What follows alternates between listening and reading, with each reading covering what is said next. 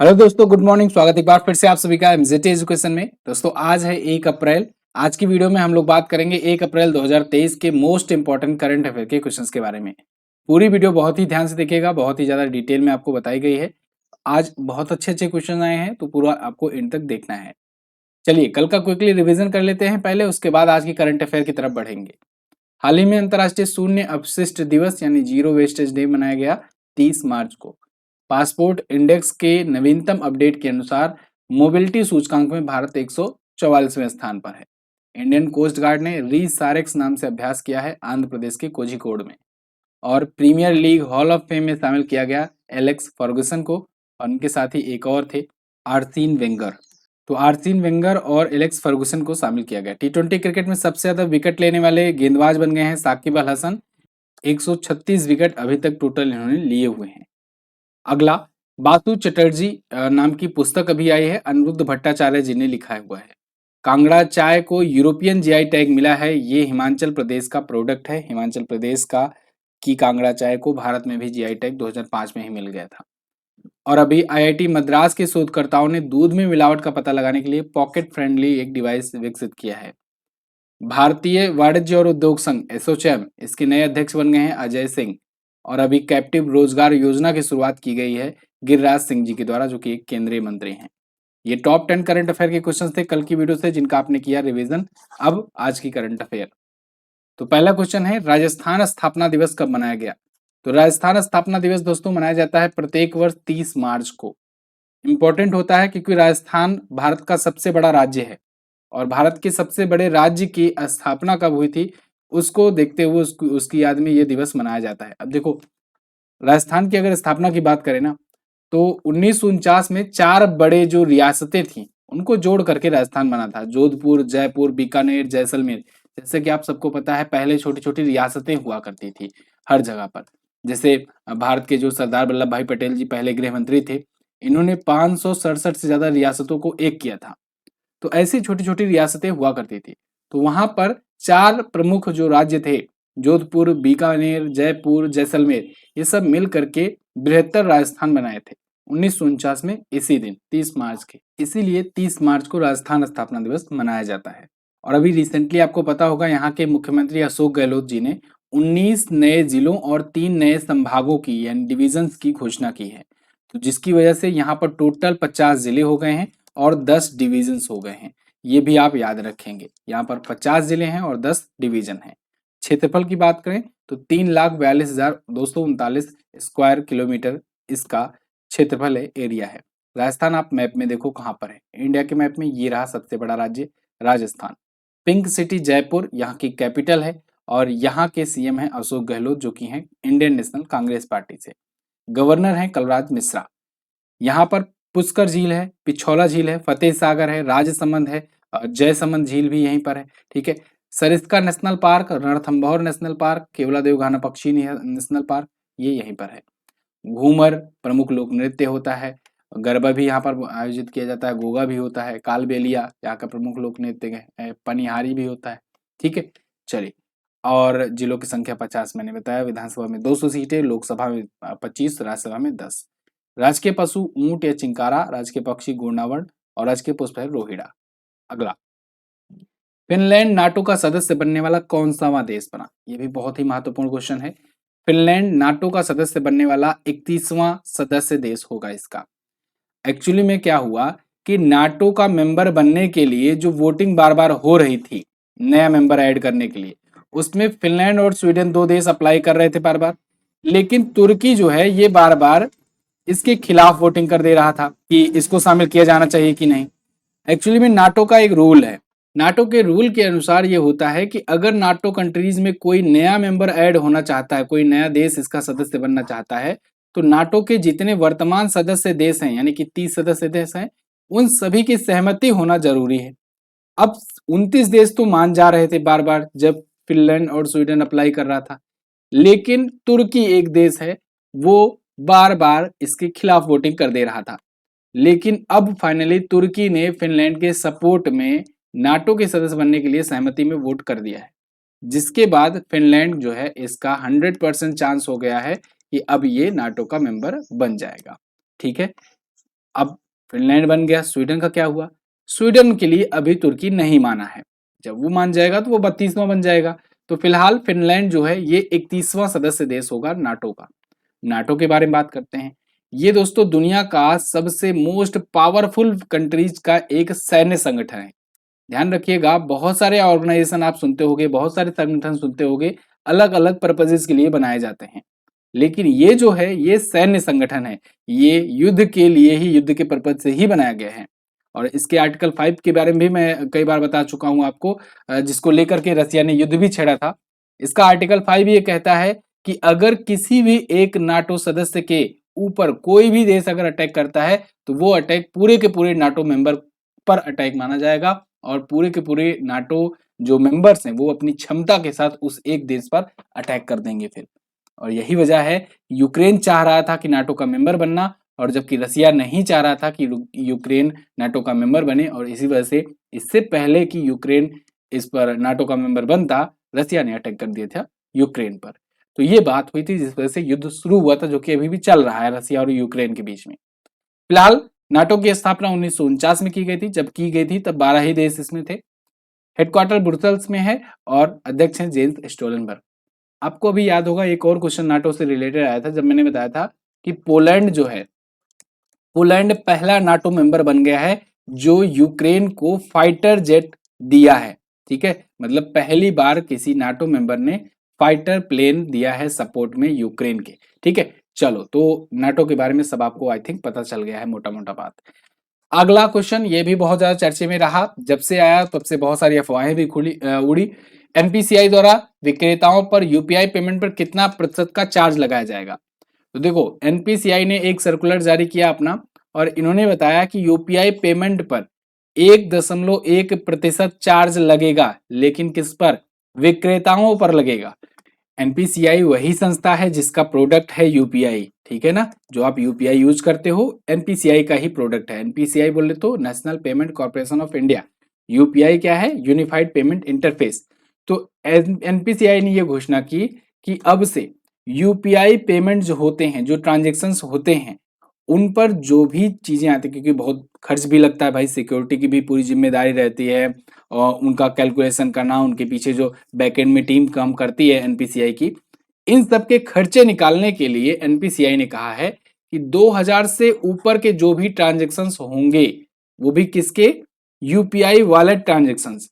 ठीक है, और पीपीआई के तहत, पीपीआई बोले तो प्रीपेड पेमेंट इंस्ट्रूमेंट्स जो हैं उन पर लगेगा चार्ज। ठीक है, जो इंस्ट्रूमेंट होते हैं जो प्रीपेड के लिए, उन पर चार्ज लगेगा, यानी कि कस्टमर्स को, हम और आप जैसे लोगों को कोई भी चार्ज नहीं देना है, ये क्लियर होना चाहिए। ठीक है, तो अफवाहों में ना आए, और कस्टमर पर कोई चार्ज नहीं देना है, कस्टमर हमेशा के लिए फ्री में यूज करते रहेंगे, फिलहाल नई गाइडलाइंस तक। ठीक है, तो एनपीसीआई ने ये क्लियर भी किया बाद में, दोबारा से जब यहाँ पर अफवाहें उड़ने लगी तो फिर से एक बार एनपीसीआई सामने आया, और उसके बाद नया गाइडलाइन जारी करते हुए क्लैरिफिकेशन दिया कि ये जो है ये प्रीपेड पेमेंट इंस्ट्रूमेंट ट्रांजेक्शन्स के लिए है, और there will be no charger for the bank account to bank account transaction. मतलब जो हम लोग एक बैंक से दूसरे बैंक पर ट्रांजेक्शन करते हैं ना, उस पर कोई चार्ज नहीं है।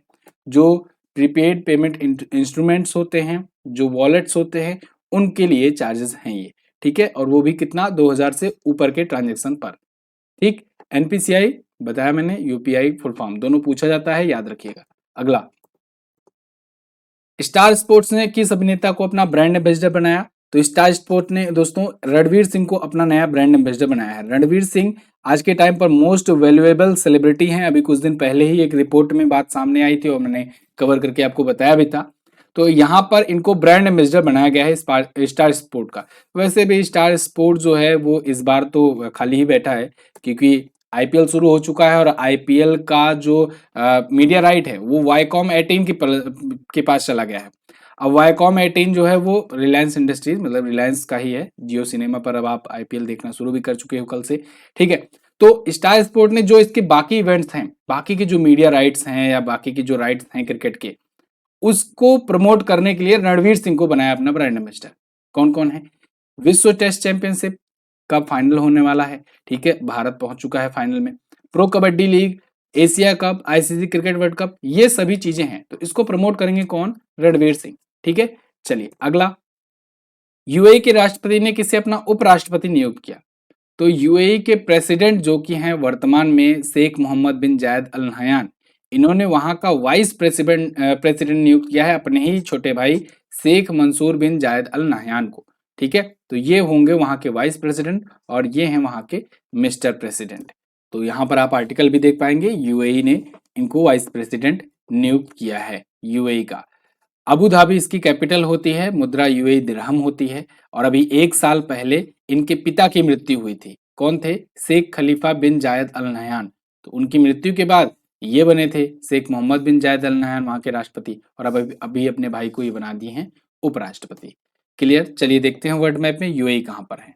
तो वर्ल्ड मैप में देखोगे ये रहा अपना प्यारा भारत। यहां से आप देखोगे मात्र 3 घंटे की दूरी पर है यूनाइटेड अरब अमीरात। ये रहा दुबई इसकी लार्जेस्ट सिटी कह सकते हैं या कहें कि बिग सिटी कह सकते हैं, लार्जेस्ट का तो नहीं पता एग्जैक्टली। चलिए, अबू धाबी इसकी लेकिन कैपिटल है। बहुत लोग दुबई कैपिटल बताते हैं, नहीं दुबई कैपिटल नहीं है। जैसे भारत में मुंबई और दिल्ली है ना, मुंबई को भी हम लोग जानते हैं एक बिग सिटी के रूप में, एक महानगर के रूप में, वैसे ही दुबई भी यहाँ का एक महानगर है समझ लो। अबू धाबी इसकी कैपिटल होती है। ठीक है, यूएई की। यूएई देखो अपना बॉर्डर किससे किससे शेयर कर रहा है, इधर ओमान से और इधर सऊदी अरेबिया से शेयर करता है, और पार्सियन गल्फ में ये पड़ता है ये। क्लियर है? चलो, यहाँ की मुद्रा यूएई दिरहम। अगला क्वेश्चन, टाटा पावर के नए सीईओ और एमडी कौन बनाए गए? तो टाटा पावर ने प्रवीर सिन्हा को एक बार फिर से अपना सीईओ और एमडी चुना है। इनको अगले 4 सालों के लिए एक बार फिर से नियुक्त कर दिया गया है। यहाँ पर आप देख पाओगे आर्टिकल है, Tata power reappoints Praveer Sinha as a CEO and MD for 4 year. अगले 4 वर्षों के लिए इनको रीअपॉइंट किया गया है। इनका कार्यकाल अब अगला वाला 1 मई से शुरू होगा, क्योंकि 30 अप्रैल को इस बार वाला ये कार्यकाल समाप्त हो रहा है। तो 1 मई 2023 से शुरू होकर के 30 अप्रैल 2027 तक इनका नया कार्यकाल रहेगा। टाटा पावर का हेडक्वार्टर मुंबई में है और इसकी स्थापना 1919 में हुई थी। टाटा का ही एक प्रोडक्ट है समझो। यहाँ पर देखो ऑप्शन में मैंने कुछ सजा रखे हैं नाम। लक्ष्मण नरसिम्हन, ये किसके बने हैं सीईओ? अभी रिसेंटली ये सीईओ बने हैं किसके? स्टारबक्स के। और नील मोहन ये यूट्यूब के सीईओ बने हैं। और एसोचैम के सीईओ कौन बने हैं? अजय सिंह। इनका तीनों का नाम आप रिवाइज कर लीजिए। अगला, आवास एवं शहरी मंत्रालय द्वारा आयोजित स्वच्छोत्सव 2023 में भारत के कितने शहरों को अक्टूबर 2024 तक 3 स्टार कचरा मुक्त बनाने का लक्ष्य रखा गया? तो आवास और शहरी मंत्रालय के द्वारा अभी स्वच्छोत्सव आयोजित किया गया। कहां पर आयोजित किया गया? नई दिल्ली में। एक क्वेश्चन तो यहीं से बन गया। कहां पर आयोजित किया गया? नई दिल्ली में।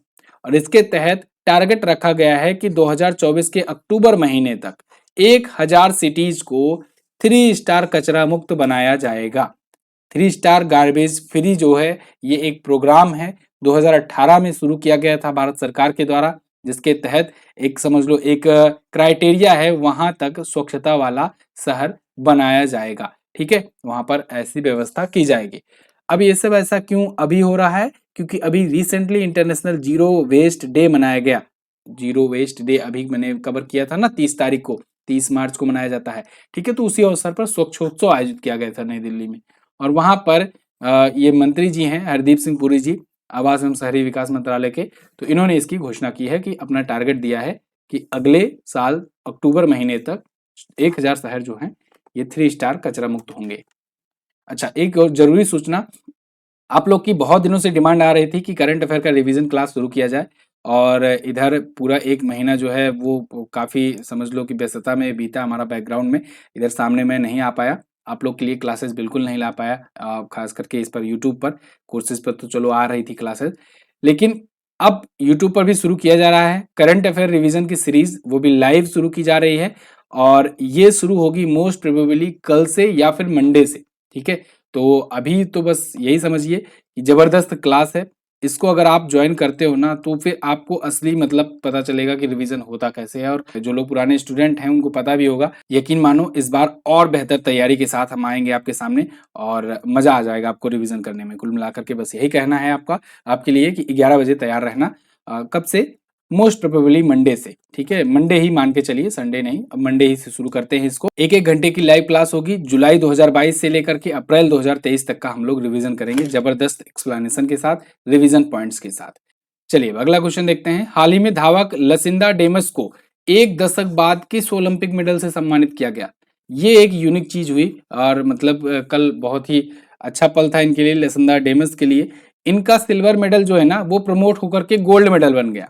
ठीक है, लसिंदा डेमस जो है ये यूएसए की है, यूएसए की धावक हैं। और एक दशक बाद बोले तो एक दशक पहले करोगे, 2012 में ओलंपिक हुआ था। कौन सा ओलंपिक हुआ था जी बताओ जरा? लंदन ओलंपिक हुआ था। लंदन ओलंपिक में इन्होंने जीता था सिल्वर मेडल। लेकिन जो गोल्ड मेडल जीती थी ना, जो रसिया की थी, उनका जो गोल्ड मेडल था वो कैंसिल कर दिया गया। क्यों कैंसिल किया गया? क्योंकि उनको डोपिंग के मामलों में, डोपिंग केस में लिप्त पाया गया और इसकी वजह से उनका जो वो था 2012 से लेकर के 2023 13 तक के जो भी उनके मेडल थे सब कैंसिल आउट कर दिए गए, जिसमें 2012 का ये ओलंपिक गोल्ड मेडल शामिल था। तो जब वो कैंसिल हो जाता है तो दूसरा जो होता है वो पहले पर प्रमोट हो जाता है, तीसरा वाला दूसरे पर और चौथा वाला तीसरे पर। ठीक है, तो इस हिसाब से इनको जो है जो लसिंडा डेमस हैं ये 2012 ओलंपिक चैंपियन कही जाएंगी अब से। यानी कि इनका मेडल जो है जो सिल्वर था वो अब हो गया गोल्ड। वो महानुभाव कौन थी? नताल्या अंत्युक थी, जिनका खिताब हटा दिया गया है। ठीक है, इनका जो गोल्ड मेडल था वो कैंसिल कर दिया गया है। अच्छा, सिल्वर पर कौन आ गई हैं? जुजाना हेजनोवा आ गई हैं सिल्वर पर। और कैलिसे स्पेंसर जो हैं ये ब्रॉन्ज मेडल पर आ गई हैं। यानी ये चौथे पर थी, तीसरे पर आ गई और तीसरी वाली आ गई दूसरे पर। और लसिंदा डेमस आ गई एक दशक के बाद गोल्ड पर। अच्छा, आपको पता होगा ऐसा ही कुछ बात उठी थी जब मीराबाई चानू का केस था। मीराबाई चानू सिल्वर जीती तो थी, लेकिन जो फर्स्ट आई थी उन पर भी कुछ जांच वगैरह चलना शुरू हो गई थी। हालांकि उस जांच की रिपोर्ट अभी तक नहीं आई है। हो सकता है आने वाले कुछ वर्षों में मीराबाई चानू का जो ओलंपिक का जो सिल्वर था वो गोल्ड में बदल जाए। ठीक है, लेकिन अभी तो पता नहीं उसका जांच रिपोर्ट आया कि नहीं आया, शायद आ गया था। फिलहाल वो न्यूज दब गई तो उतना ज्यादा चर्चे में नहीं आई। जब वो ओलंपिक हो रहा था तो उसके कुछ दिन बाद ये चर्चे में बहुत ज्यादा उठा था। इंटरनेशनल ओलंपिक कमेटी की बात करें तो 1896 में इसकी स्थापना, सॉरी 94 में स्थापना हुई थी, 96 में पहला ओलंपिक गेम इन्होंने करा दिया था। ठीक है, 2 वर्षों में 96 में पहला ओलंपिक करा दिया था एथेंस में। थॉमस बाक इसके वर्तमान में अध्यक्ष हैं। अगला है, रक्षा मंत्रालय ने महत्वपूर्ण हथियार प्रणाली के उत्पादन के लिए ब्रह्मोस एरोस्पेस के साथ कितने का समझौता किया? तो रक्षा मंत्रालय ने 1700 करोड़ से ऊपर की डील करी है ब्रह्मोस एरोस्पेस के साथ, रक्षा हथियार, महत्वपूर्ण हथियार प्रणाली के उत्पादन को लेकर के। भारत में ही ये प्रोडक्शन किए जाएंगे मिसाइल के ही, और डिफेंस मिनिस्ट्री ने इसके लिए 1700 करोड़ का ये टाई अप किया है। ब्रह्मोस एरोस्पेस प्राइवेट लिमिटेड ये भारत और रसिया के बीच का एक संयुक्त उद्यम है। दोनों देश मिल करके इसके तहत मिसाइल्स वगैरह डेवलप किए करते हैं। ब्रह्मोस जो है ये आप देखो, ब्रह्मोस जो एरोस्पेस है ना, ये दुनिया की सबसे तेज क्रूज मिसाइल मानी जाती है। तो ये भी आप ध्यान रखिएगा, बहुत ही इंपॉर्टेंट है। दुनिया में सबसे फास्टेस्ट ये क्रूज मिसाइल मानी जाती है। और ब्रह्मोस 2.0 आ रहा है, ब्रह्मोस 2.0 आ रहा है जो कि एक हाइपरसोनिक मिसाइल होगी, यही बना रहा है। तो फिलहाल रक्षा मंत्रालय NGMMCBLR इस नाम से ब्रह्मोस मिसाइलों की खरीद करेगा। 2027 तक डिलीवरी के चांसेस हैं। 1700 करोड़ रुपए रक्षा मंत्रालय के द्वारा इस कंपनी को दिए जाएंगे। अच्छा, ब्रह्मोस नाम कैसे पड़ा? ब्रह्मोस नाम दोस्तों भारत की ब्रह्मपुत्र नदी और रूस की मॉस्कोवा नदी के नाम पर रखा गया है। ये आपसे पूछा जा सकता है। ठीक है ना? चलो अगला, बीसीसीआई ने टाटा आईपीएल 2023 के लिए किसे अपना आधिकारिक पार्टनर चुना है? तो ऑफिशियल पार्टनर होगा टाटा आईपीएल का इस बार हर्बालाइफ। हर्बालाइफ एक कंपनी है और इसे टाटा आईपीएल 2023 का बीसीसीआई ने अपना ऑफिशियल पार्टनर चुना है। ध्यान रहे, ये ऑफिशियल पार्टनर है। अगर आपसे पूछा जाए ऑफिशियल टाइटल स्पॉन्सर कौन है, तो आप बोलेंगे टाइटल में जो नाम लगता है वो होता है टाइटल स्पॉन्सर, और टाइटल में नाम लग रहा है टाटा का, तो इसलिए टाटा है टाइटल स्पॉन्सर और हर्बालाइफ जो है ये है पार्टनर। ठीक है ना? इस आईपीएल के लिए आईपीएल शुरू हो चुका है 31 मार्च से, यानी कल से, और 28 मई तक ये चलेगा। अच्छा, टाटा आईपीएल में बहुत सारे नए परिवर्तन, नए रूल्स वगैरह आए हुए हैं, तो इसको लेकर के मैं एक डेडिकेटेड वीडियो आपको दूंगा, जिसके तहत बहुत सारी नई नई जो नए चीजें ऐड की गई हैं वो वहां से जो क्वेश्चन बनेंगे उसको आप कवर कर पाओगे अच्छे से। फिलहाल आईपीएल का ये 16वां संस्करण था जो कल से शुरू हुआ है, जो अब चल रहा है। और अभी तक के जो भी संस्करण हुए में सबसे ज्यादा विजेता रही है मुंबई इंडियंस। आईपीएल की ही तर्ज पर विमेंस प्रीमियर लीग शुरू किया गया है और इसकी पहला संस्करण जो कंप्लीटली हो चुका है, इसको जीत लिया है मुंबई इंडियंस की महिला टीम ने, हरमनप्रीत कौर की कप्तानी वाली टीम ने। ओके, चलिए, बीसीसीआई बोले तो board of control for cricket in India, और इसके अध्यक्ष कौन है? रोजर बिन्नी। कौन है? रोजर बिन्नी। बहुत लोग अभी भी सौरभ गांगुली का ही नाम बताते हैं, भैया अपडेट हो जाओ। रोजर बिन्नी है बीसीसीआई के अध्यक्ष। ठीक है, ये टॉप 10 करंट अफेयर के क्वेश्चंस थे आज की वीडियो से। आई होप आपको वीडियो पसंद आई होगी, और अगर पसंद आई है तो इसे लाइक और शेयर जरूर कीजिएगा, और क्लासेस में जुड़ना ना भूलना। 11 बजे आना है आपको, ठीक है, लेकिन कब से? मंडे से। लोकतंत्र सूचकांक के बारे में कल पूछा गया था, 46वें स्थान पर है भारत, ईआईयू द्वारा जो जारी किया गया लोकतंत्र सूचकांक है उसमें। एक्सिस बैंक के सीईओ अमिताभ चौधरी। आज आपको क्या बताना है? मगही पान ये कहाँ का प्रोडक्ट है जिसे जीआई टैग मिल चुका है? इसके अलावा भारत और सिंगापुर के बीच में बोल्ड कुरुक्षेत्र नाम का जो सैन्याभ्यास हुआ, ये कहाँ पर हुआ, किस शहर में आयोजित हुआ है? आपको कमेंट करके बताना है। साथ ही साथ भारत और सिंगापुर के बीच में और कौन सा अभ्यास होता है, और भी चीजें जो भी आपको पता हो आप बता सकते हो। हमारी ई बुक्स हैं, इनको आप ले सकते हो। चलिए, बहुत बहुत धन्यवाद यहाँ तक वीडियो देखने के लिए। पीडीएफ, ई बुक, सारी चीजें आपको हमारे एमजेटी ऐप पर मिलेगी। यहाँ पर जाकर के आप क्विज भी लगा सकते हो। इस वीडियो की क्विज जाकर के सॉल्व कर लेना। बहुत बहुत धन्यवाद, मिलेंगे अगली वीडियो में, तब तक के लिए नमस्कार, जय हिंद, वंदे मातरम।